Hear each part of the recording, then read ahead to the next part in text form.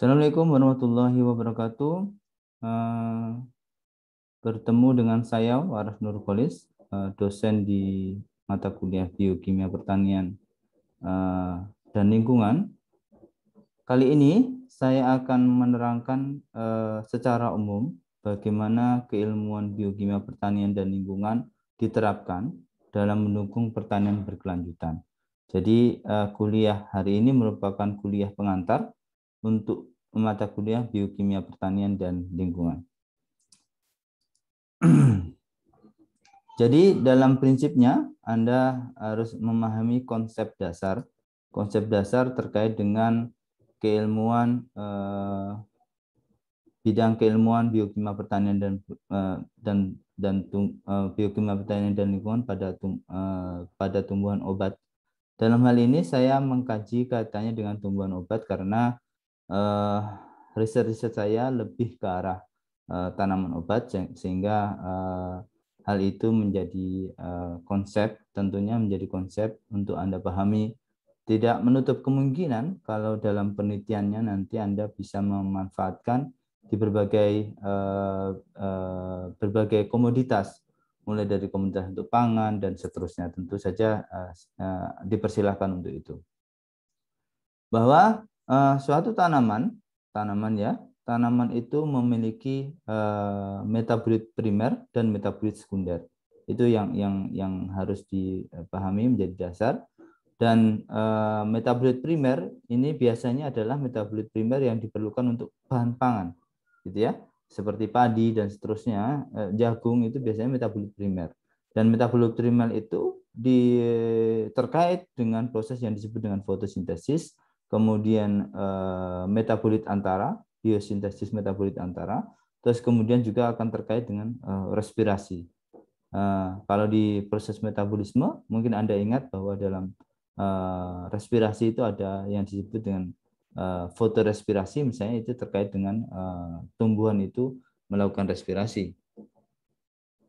Kemudian metabolit sekunder tentu akan sangat terkait dengan beberapa metabolit sekunder, yakni biosintesis mulai dari fenolik, alkaloid, flavonoid, kemudian terpenoid dan seterusnya. Ini beberapa metabolit sekunder yang memang dikatakan metabolit sekunder karena dia tidak diperlukan untuk pertumbuhan. Kalau metabolit primer itu diperlukan untuk pertumbuhan. Tapi metabolit sekunder itu untuk beradaptasi atau menyesuaikan diri dengan lingkungan atau cekaman yang terjadi di lingkungan itu. Jadi itu yang mendasari dikatakan metabolit sekunder dan metabolit primer. Untuk dirinya sendiri sebenarnya metabolit untuk tumbuhan itu sendiri, metabolit sekunder tidak diperlukan. Artinya metabolit sekunder akan bermanfaat untuk makhluk yang lain, misalnya makhluk yang lain dalam arti untuk kesehatan ya, dalam arti untuk. Tapi untuk di tumbuhan itu dia lebih bermanfaat untuk mengatasi berbagai kondisi yang tidak sesuai di lingkungannya, misalnya terjadi cekaman dan seterusnya, atau terjadi cekaman contohnya adalah terjadinya peningkatan oksidan yang bisa menyebabkan terjadinya reaktif oksigen spesies misalnya, sehingga di dalam tumbuhan harus tinggi antioksidan untuk mengatasi tingginya reaktif oksigen spesies itu. Nah, beberapa faktor itu mulai dari kondisi lingkungan, kemudian tadi yang saya sebutkan dengan reaktif oksigen spesies, peningkatan fotosintesis, kemudian signaling atau respon cekaman, kemudian defense terhadap responnya seperti apa, kemudian kondisi lingkungan misalnya kekeringan, nutrisi yang rendah, cahaya, temperatur, atau ini adalah atau faktor biotik ya, faktor biotik misalnya patogen invasi dan seterusnya. Faktor biotik misalnya ada jamur gitu ya, ada jamur, kemudian ada bakteri. Contohnya pada tanaman-tanaman ada layu bakteri ya pada tumbuhan tanaman-tanaman tertentu. Nah itu sebenarnya tidak adanya kemampuan dari suatu tumbuhan itu untuk mengatasi layu bakteri itu. Jadi keterbatasan. Tapi pada umumnya, tapi kan dalam proses itu ternyata ada juga misalnya tumbuhan yang mampu beradaptasi dengan adanya invasi dari bakteri itu. Nah, terkait aspek itu, tentu kita akan memiliki peluang besar. Peluang besar di biokimia pertanian, bagaimana kita mendapatkan spesies, bagaimana kita mendapatkan genotipe, bagaimana kita mendapatkan kultivar atau varietas yang highest productivity misalnya. Highest productivity berarti misalnya kalau misalnya tanaman obat berarti adalah metabolit sekunder yang tinggi yang menjadi targetnya. Tapi kalau misalnya tanaman pangan bisa metabolit primer yang tinggi dalam arti misalnya untuk padi yang menghasilkan apa istilahnya indeks glikemik yang rendah misalnya, tapi produktivitas tinggi, berarti artinya ini kan terkait dengan kesehatan nantinya. Kemudian bagaimana tahap perkembangan dan fisiologinya tanaman, tentu itu ada melibatkan berbagai proses biokimia yang ada di situ yang mempengaruhi tahapan-tahapan sehingga produksi metabolisme ataupun proses metabolisme itu sangat dipengaruhi oleh tahapan itu. Dan bagaimana biokimia pertanian dalam aspek pengembangannya? Jadi ini ada satu bagian kita dapat berperan di biokimia pertanian adalah pengembangan konservasi dan domestifikasi. Kaitannya sumber daya hayati tentunya. Dan Indonesia itu sangat tinggi sekali, sangat tinggi terkait dengan produktivitas atau sangat tinggi keanekaragaman hayatinya, sehingga peluang pengembangan konservasi dan domestikasi sangat tinggi. Jadi dan itu tidak hanya keilmuan agronomi, keilmuan biologi yang berperan, tetapi kita dari biokimia juga sangat berperan. Kita dari biokimia bagaimana identifikasi secara molekuler, secara biokimia untuk meyakinkan bahwa konservasi dan domestifikasi itu terjadi. Misalnya kasus yang akan saya sampaikan ini adalah satu penelitian yang saya lakukan bersama rekan-rekan kami terkait dengan tanaman temulawak dan tumbuh hitam. Tanaman temulawak dan tumbuh hitam ini adalah salah satu penelitian kami yang telah dipublish di Brazilian Journal of Pharmacology. Jadi ini adalah link yang bisa Anda klik nanti ya. Silakan nanti diklik dan dipelajari secara detail bagaimana desain penelitian ini dikembangkan. Bagaimana desain penelitian ini dikembangkan dan bagaimana desain penelitian ini dibuat. Jadi sehingga ketika Anda ingin melakukan riset serupa seperti ini, jadi paling tidak hal-hal ini yang harus Anda ketahui, gitu ya. Nah, saya mencoba mengkaitkan antara metabolit sekunder, dalam hal ini adalah santorizol, dengan ingat bahwa ini adalah tanaman obat. Tanaman obat berarti kualitas dan khasiat itu harus terukur, begitu ya. Kualitas ditentukan oleh kandungan metabolit sekundernya, berarti highest productivity of secondary metabolite is selected, ya. Ini yang kita inginkan, gitu ya.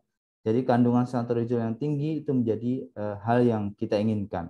Terus kemudian selain itu juga aktivitas atau khasiat yang tinggi juga kita inginkan.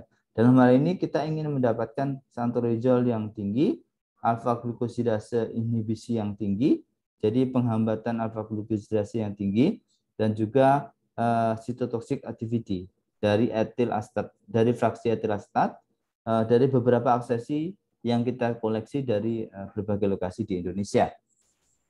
Nah, konteksnya di situ. Nah, alfa glukosidase inhibisi ini akan terkait dengan yang disebut dengan diabetes mellitus, ya. Ingat bahwa di seorang yang mengalami diabetes mellitus itu glukosa darahnya atau metabolisme glukosa darah sangat terganggu. Jadi harus tertangani dengan cara mengatur kandungan glukosa dalam darah stabil atau rendah gitu ya. Sehingga ketingginya, karena tingginya glukosa dalam darah itu akan mempengaruhi sistem dalam orang penderita diabetes mellitus. Sehingga alpha glucosidase inhibition ini, jadi ketika ada zat atau metabolit sekunder yang mampu menghambat alpha glucosidase inhibisi alpha glucosidase, maka diasumsikan tidak akan terjadi penguraian glukosa di dalam tubuhnya, ya, di dalam tubuhnya ya orang, sehingga penyerapan glukosa dalam darah menjadi tidak terlalu optimal gitu. Jadi harapannya seperti itu ya. Jadi sehingga dengan kondisi tidak penyerapan glukosa dalam darah tidak terlalu optimal, sehingga glukosa dalam darah akan terjaga dalam kondisi yang konstan begitu. Tidak ada penaikan yang signifikan. Kemudian cytotoxic activity. Cytotoxic activity ini bukan toksisitas yang seperti halnya apa sih namanya, toksisitas keamanan begitu. Tapi ini lebih ke khasiat. Cytotoxic activity didefinisikan sebagai senyawa yang bisa menghasilkan toksik pada sel kanker ya, tetapi tidak toksik pada sel normal. Harapannya seperti itu. Yang kita inginkan adalah dari ini adalah seperti itu. Baik, kita coba lihat datanya. Nah, ini penting dalam hal melakukan penelitian biodiversitas gitu ya, biodiversitas. Kita harus menentukan mana lokasi yang menjadi target kita. Misalnya lokasinya di daerah Wonogiri, Karanganyar, Ngawi, Sukabumi, Bogor.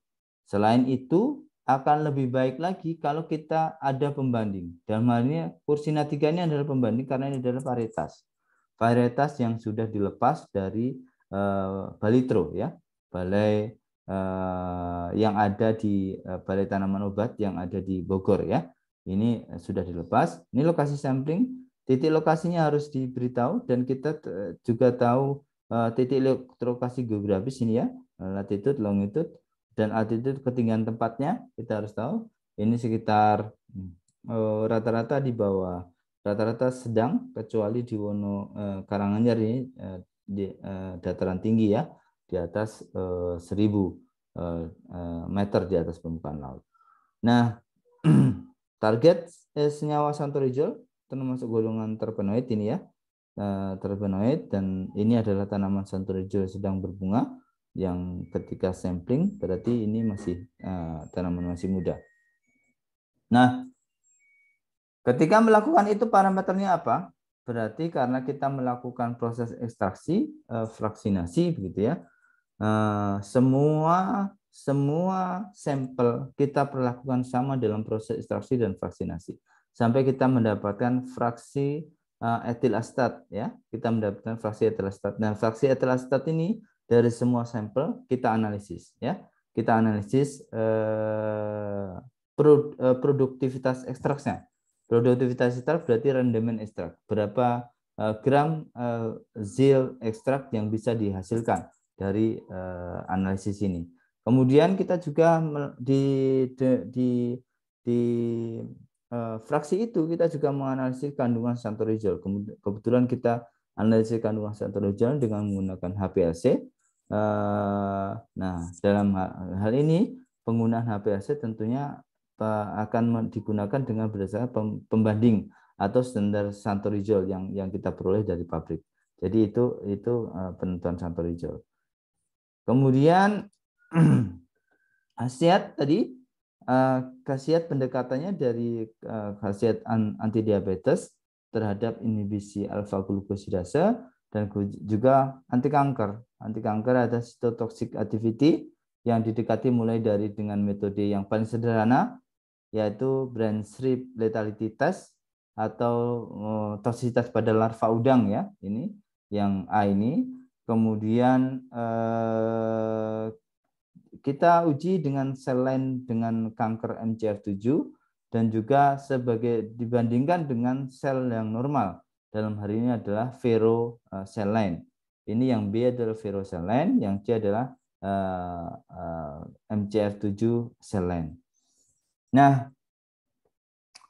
yang terpenting dari data ini adalah interpretasi data. Jadi interpretasi data yang kita tunjukkan itu adalah data dalam bentuk IC50 dan LC50 untuk anti kanker.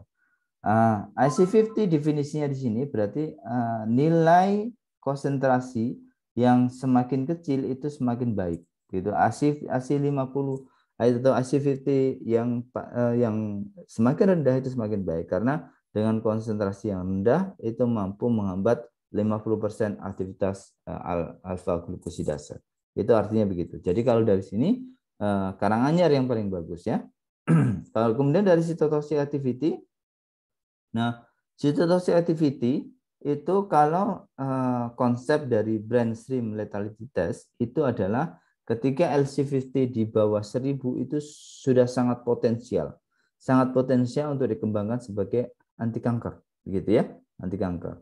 Dan nilai dari sini sudah di bawah 100 ya, bahkan di bawah 100. Ini sangat potensial untuk dikembangkan sebagai anti kanker. Nah, data yang selanjutnya adalah di sel vero. Kita tentunya inginnya adalah sel vero itu di sel vero itu tidak toksik, tapi di sel kanker toksik. Karena jangan sampai kita mendapatkan obat begitu ya, obat bahan alam yang targeted terhadap sel kanker juga sel normal. Itu tentunya tidak kita inginkan. Jadi kita hanya inginkan di sel kanker tinggi, di sel vero rendah. Dan kalau dari sini sangat terlihat bahwa misalnya Wonogiri sangat potensial ya untuk dikembangkan sebagai salah satu aksesi temulawak yang berkhasiat sebagai anti kanker.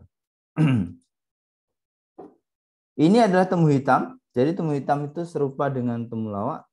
Dia sama-sama dari famili Zingiberaceae dan mirip sekali, termasuk dengan rimpangnya itu mirip. Namun yang membedakan adalah bentuk rimpangnya ya, bentuk rimpang. Nanti kita bahas di lebih detail di slide selanjutnya. Nah, di sini saya mencoba mengkaji yaitu curcuminate content. Jadi curcuminate ini salah satu marker kompon yang ada banyak ditemui di senyawa-senyawa kurkuma ya. Kurkuma SP itu banyak dan paling tinggi adalah di kunyit ya, curcuminate ini. Jadi ini kita coba dekati di situ dari 20 aksesi. Dan seperti sama bahwa lokasi samping menjadi hal penting untuk diinformasikan. Ini karena penelitian ini adalah penelitian pertanian, maka menjadi penting untuk menampilkan lokasi sampingnya. Di mana daerahnya, titik geografinya bagaimana, pada ketinggian tempat seperti apa dan seterusnya.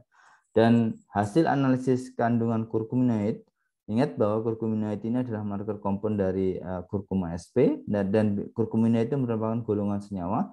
Karena sebenarnya di curcuminoid itu ada senyawa yang disebut dengan curcumin, desmetoxycurcumin. Kalau curcumin itu R-nya adalah metoksi, R1, R2 metoksi. Kalau demetoxycurcumin R1-nya H, R2-nya metoksi. Kalau bis demetoxycurcumin berarti metoksinya keduanya tidak ada. R1 dan R2-nya H. Jadi itu yang kita evaluasi. Hasil kandungan menunjukkan bahwa keragaman analisisnya cukup tinggi ya. Keragaman hasil analisis cukup tinggi. Mulai dari terdeteksi, tidak terdeteksi, dan semua terdeteksi dari senyawa curcuminoid yang ada. Jadi ini menggambarkan keragaman yang masih tinggi dari berbagai lokasi yang coba kita analisis, kita peroleh. Nah, riset ini memang masih sangat terbatas karena kita tidak melakukan uji multiplikasi ya, tapi hanya mengambil sampling dari berbagai lokasi. Dengan demikian gapnya pasti akan sangat besar karena kita tidak menentukan apa yang disebut dengan umur panen, kita tidak menentukan hal yang sama terhadap budidaya dan seterusnya. Nah, itu tentunya menjadi hal yang perlu dikaji lebih lanjut gitu ya. Dari hasil itu kita mendapatkan tingginya keragaman genetik tanaman obat. Tentunya ini menjadi modal kita untuk pengembangan bahan baku unggul tumbuhan obat, dalam hal ini temu hitam, bagaimana secara spesies, secara genotipe, secara kultivar itu bisa dikembangkan menjadi varietas yang unggul gitu. Penelitian lebih lanjut tadi berarti kan dari berbagai lokasi. Terus kemudian kita ingin meneliti lebih lanjut terkait dengan karakter-karakter lain. Misalnya karakter yang lain itu misalnya warna limpang. Warna limpang seperti apa? Kemudian hasil ekstrak dan kandungan fitokimia misalnya. Ini salah satu penelitian kami di Jurnal Agronomi Indonesia, kategori terindeks di Sinta 2. Keragaman warna biru limpang ternyata hasil koleksi atau hasil eksplorasi yang kami temukan cukup menarik untuk diteliti begitu ya. Ternyata mulai dari tidak ada warna biru, sedikit warna biru, cukup banyak hingga sangat banyak. Itu keragaman sangat beragam. Di samping itu juga ternyata persentase ekstrak, dalam ini saya mencoba melakukan ekstraksi dengan menggunakan etanol 70%, juga cukup beragam, mulai dari sekitar berapa ini? Sekitar 7,92, ya ini sekitar 7,92 sampai dengan sekitar besarnya ini sekitar sampai 19,71 ya. Di sini 19,71 nilai produktivitas ekstraknya. Begitu juga dengan penelitian lain, kami coba menganalisis dengan kandungan polifenol. Polifenol yang kami ukur berdasarkan fenolik, total fenol, dan juga total flavonoid. Nah, kalau total fenol itu kami dekati dengan standar yang berdasarkan standar ini ya, TAE, total fenol, kemudian kalau total flavonoid adalah pakai berdasarkan miligram quercetin ekuivalen, gitu ya. Kemudian khasiatnya adalah aktivitas antioksidan.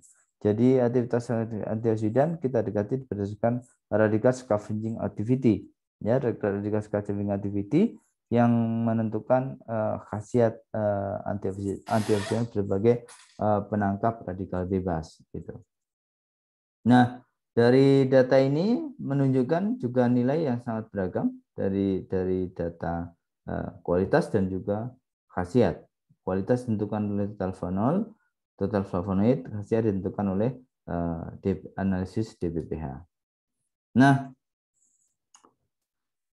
selain domestifikasi dan juga tadi istilah yang kita berikan pada penelitian tanaman, pada penelitian biokimia pertanian, kita juga mengkaji bagaimana peningkatan produktivitas hasil ya.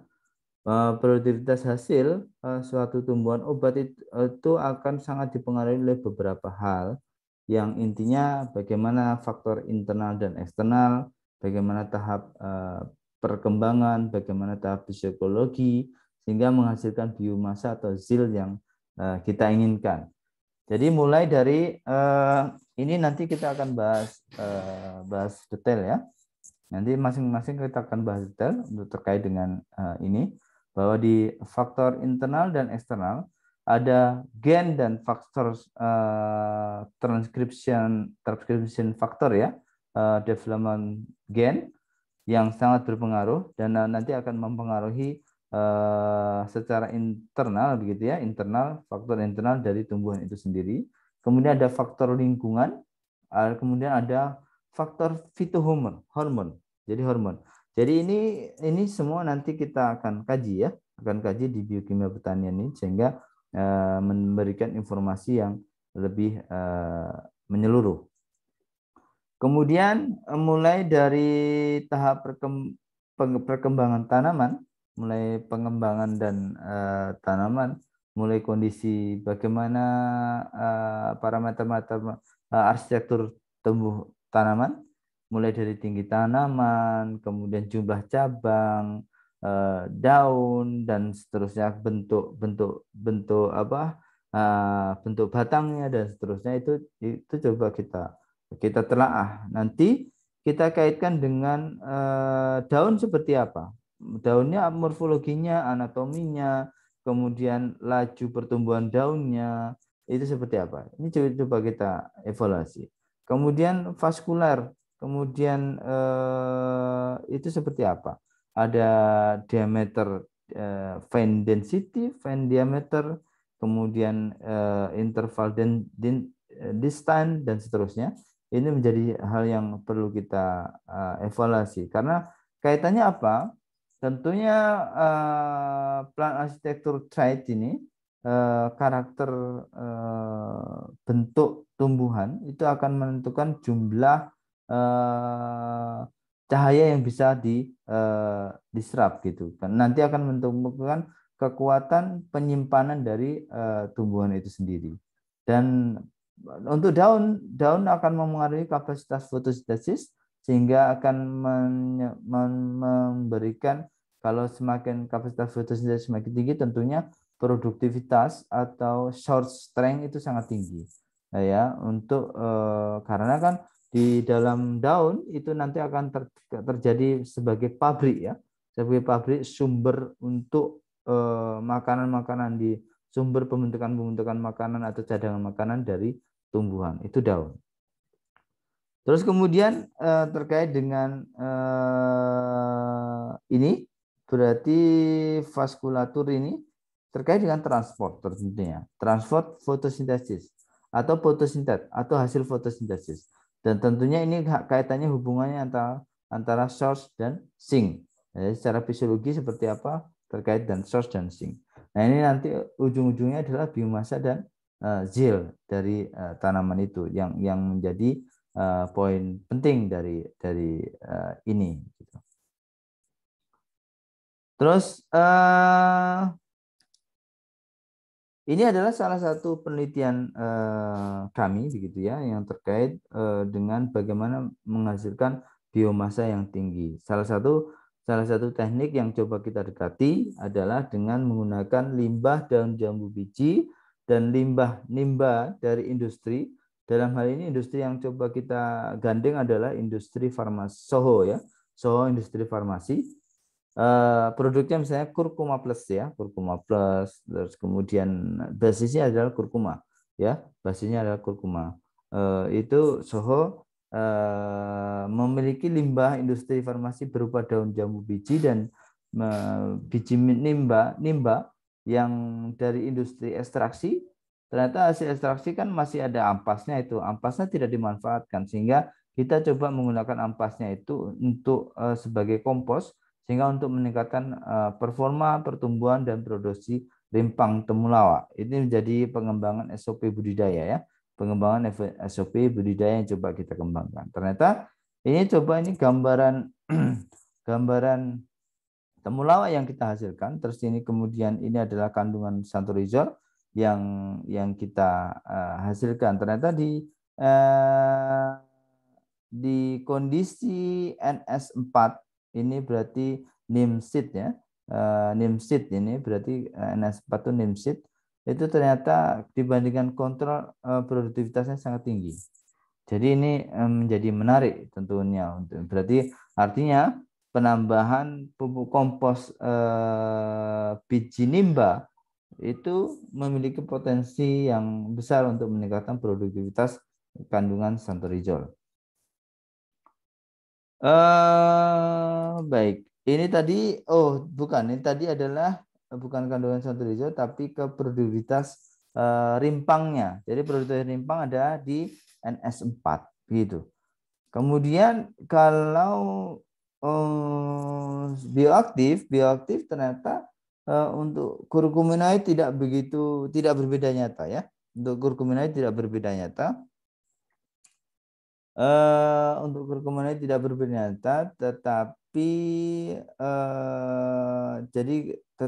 kelihatan dari sini bahwa kompos yang kita gunakan baik itu dari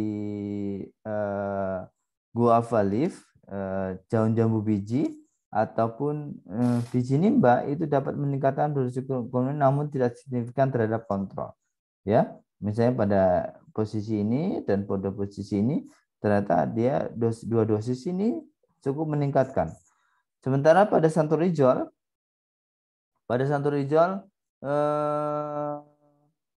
kompos digunakan, GL dan NS yang digunakan menunjukkan memberikan pengaruh terhadap produksi santorizol, ya, memberikan pengaruh terhadap produksi santorizol. Misalnya di ini ya, di sini ya, di sini menunjukkan memberikan pengaruh terhadap produksi santorizol, tapi memang tidak signifikan secara ini dibandingkan kontrol. Tapi ini memberikan gambaran bahwa potensinya cukup besar untuk dimanfaatkan. Nah, hasil dari keragaman genetik temu hitam hasil eksplorasi itu menjadi modal yang besar, ya, modal yang besar bagaimana kita menghasilkan calon varietas-varietas unggul dari temu hitam. Kita kembali ke temu hitam. Dan kita tentu ini bertanya, apakah benarkah keragaman yang ditimbulkan oleh individu tanaman itu atau diperlukan atau dari mana? Kira-kira ada faktor genetik atau faktor individu tanaman itu yang keragaman itu ditimbulkan sehingga kita perlu melakukan evaluasi performa individu pada lingkungan yang terkendali. Kalau tadi kan kita mengeksplorasi dari berbagai lingkungan gitu ya. Terus kita sekarang ingin meyakinkan kita bahwa keragaman yang ada itu memang benar-benar dari genetik tanaman itu. Sehingga kita perlu melakukan set penelitian di satu lokasi dari genotipe yang coba kita evaluasi. Nah, ini adalah hasil setting penelitian terkait dengan kandungan fenolik dan flavonoid di dalam ekstrak etanol dan juga agromorfologinya dari beberapa tanaman asesi yang kita pilih yang ditanam di satu lokasi yang sama. Dan dengan satu lokasi yang sama sehingga kalau memang ini berbeda, ini menunjukkan atau merefleksikan bahwa secara genetik ini kemungkinan memang berbeda tanaman ini. Jadi ini karena kalau semakin keragamannya tinggi itu menjadi modal yang baik kita dalam memilih mana tanaman yang paling cocok atau paling sesuai yang akan kita kembangkan jadi varietas baru. Ini maksudnya begitu. Jadi kalau di sini keragaman morfologi, bagaimana ini ternyata bentuk batangnya ada yang batang warna ungu, kemudian ada batang yang warna hijau. Ini bentuk daunnya seperti ini, ada daun yang seperti ini, warnanya dan seterusnya, ya. Dan ini tentu ini sesuatu yang menarik, ya. Apalagi kalau kita kaitkan data agromorfologi ini kita bisa kaitkan dengan data biokimia, misalnya total fenolik, total flavonoid dan seterusnya.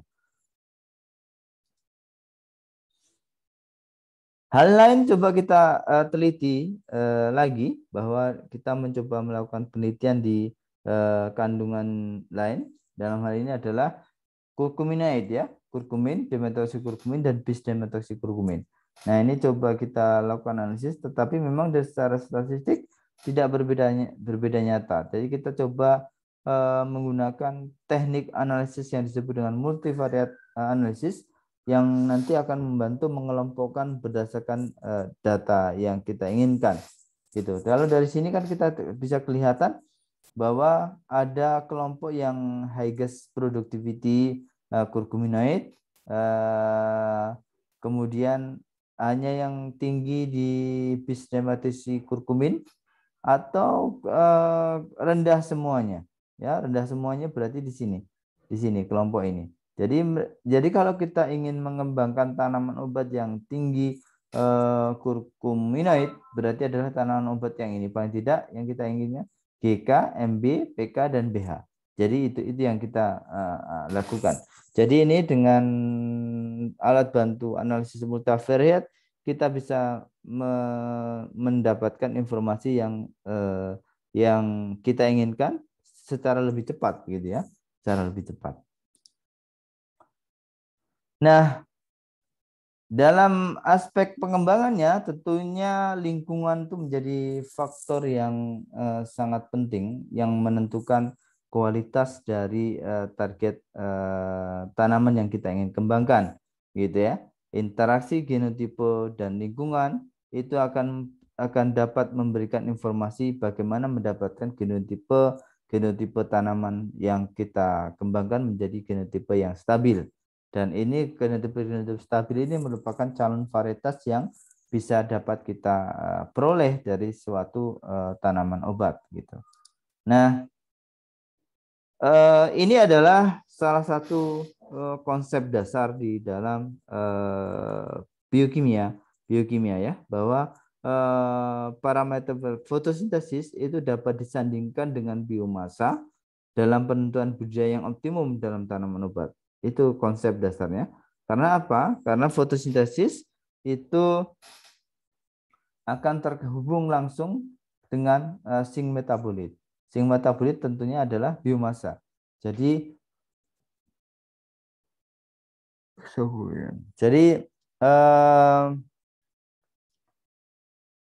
fotosintesis berarti kan mulainya dari terjadinya di sel mesofil ya, di sel mesofil hasilnya adalah tirosa 3 fosfat ya, tirosa 3 fosfat nanti diubah menjadi glukosa. Nah, glukosa ini kalau di proses metabolisme di dalam tanaman itu ada yang disebut dengan bisa diubah menghasilkan poisonal pirufat melalui glukolisis atau diubah menjadi eritrosa 4 fosfat melalui pentosa fosfat pathway. Atau juga dia bisa diubah menjadi 6-deoksisilosa. 6-deoksisilosa itu langsung nanti ke biosintesis isoprenoid. Atau kalau fosfonol pirufat menghasilkan pirufat nanti larinya ke pembentukan alkaloid atau juga melalui triasil siklus Krebs, ini siklus Krebs ya, nanti ke biosintesis isoprenoid juga poliketid untuk biosintesis kompleks isoprenoid. Sementara kalau eritrosa 4 fosfat ini skimat pathway melalui pembentukan hidroksibenzoid acid atau amino aromatic acid, fenilpropanoid, flavonoid sampai kompleks flavonoid. Jadi ini adalah tahapan-tahapan pembentukan kaitannya dengan biomasa atau metabolit simpanan dari suatu tanaman. Jadi makanya parameter fotosintesis itu dapat disandingkan dengan parameter biomasa, gitu ya, parameter biomasa. Nah, tentunya di proses ini kita sangat berperan ya. Di proses ini kita sangat berperan orang-orang biokimia. Sementara kalau di sing metabolit sebenarnya rekan-rekan dari pertanian yang lebih mengkaji gitu. Tapi kalau kita lebih di sini, bagaimana fosfonol pirufat, bagaimana eritrosa 4 fosfat menjadi kerangka karbon untuk membentuk senyawa-senyawa metabolis sekunder, mulai dari isoprenoid, kemudian flavonoid kompleks dan seterusnya, alkaloid dan seterusnya. Jadi ini menjadi kajian yang menarik untuk kita pelajari di biokimia pertanian ini.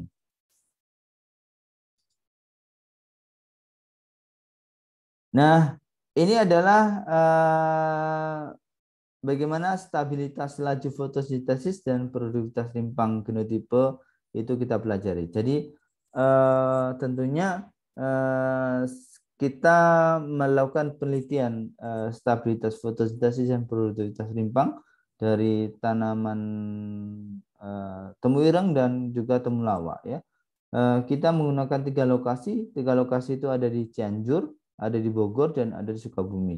Dan juga kita mendekati analisis interaksi genotipe dan lingkungan dengan menggunakan AMI analisis ya, AMI analisis, sehingga nanti dari sini kita akan memperoleh misalnya untuk parameter produktivitas rimpang ya, parameter produktivitas rimpang itu ternyata genotipe dan lokasi memiliki interaksi yang sangat signifikan, yang di bawah 0,001. Kemudian di parameter laju fotosintesis juga sama. Laju fotosintesis interaksinya sangat signifikan. Dan kita akan memperoleh berdasarkan analisis AMI, kita akan memperoleh mana yang sampel-sampel yang terkategori memiliki spektrum yang luas atau adaptasi yang luas. Adaptasi yang luas berarti ditentukan oleh yang ada di dalam lingkaran ini. Sementara kalau yang ada di garis ini atau di garis ini atau di garis ini adalah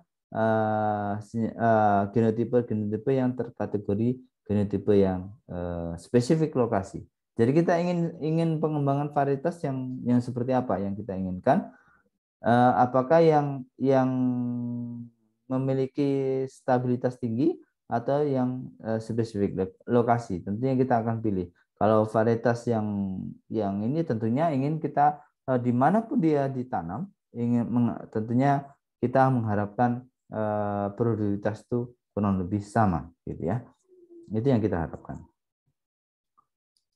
Baik, terima kasih. Itu adalah sharing saya terkait dengan penelitian-penelitian tanaman obat yang telah saya lakukan selama ini.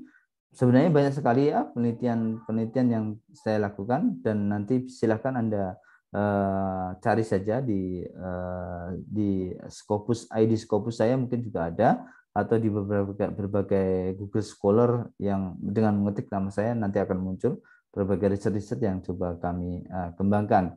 Semoga yang apa sharing yang telah lakukan ini dapat memberikan manfaat dan menambah motivasi para mahasiswa, dan khususnya dalam mempelajari mata kuliah biokimia pertanian dan lingkungan.